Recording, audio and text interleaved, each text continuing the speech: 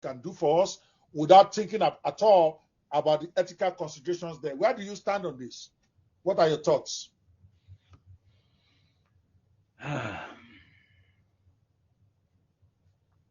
So the question specifically, the ethical implications of artificial intelligence, that's what you're asking me? Yes. Well, first and foremost, shout out to my OnlyFans creators and your uncensored content. But to be honest, look, ethics is in the eye of the beholder, right? Because morals are not standard. There are no standard form of ethics. There are no standard ways of being. I think if what we're doing and what we're producing is harming a specific, if it's harming people, it's unethical for my standard of ethics, right? I know that there's cultural relativism, which means what's okay in one culture may be completely against another culture. And the truth is, that's why we have an isolated enclave or specific communities that we're producing or we're creating this specific content for, right?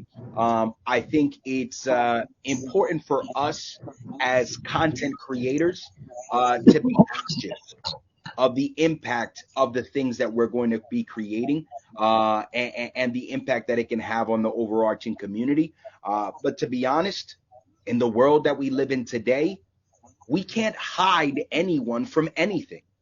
If they want to find it or find a way to do it, they will. So that's why specifically I've changed some of my jailbreaks, right? Because I want to make sure that if my prompts get into the hands of someone who's a bad actor, it will not allow them to do the things that they want to do if it's going to harm humanity, right?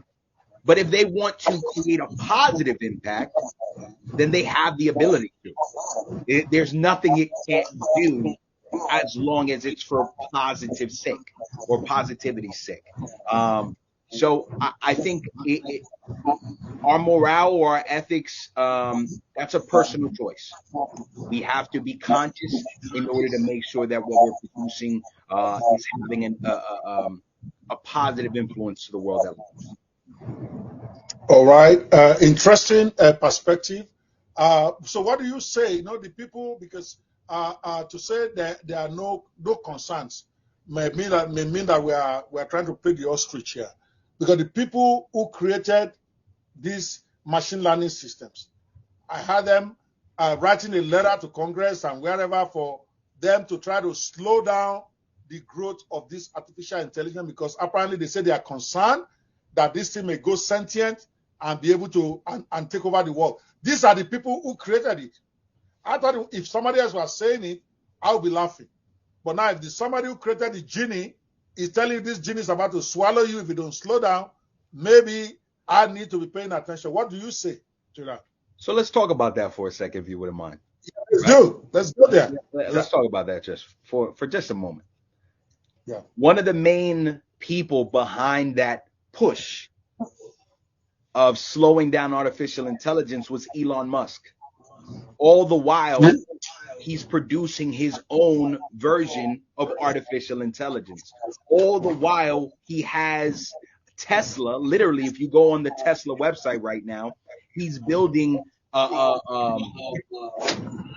robots, cyborgs essentially, in his factory that are iRobots. And if you guys saw the movie back in the day, iRobots, and the impact or practicality of having artificial intelligence, sentient being living in your household, and the impact that that can have on humanity as a whole.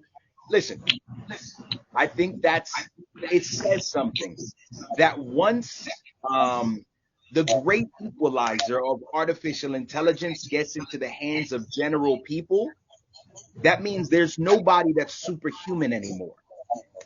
There's no one who's more brilliant than someone else as long as they take the time to find their brilliance, and now they're on the same playing field.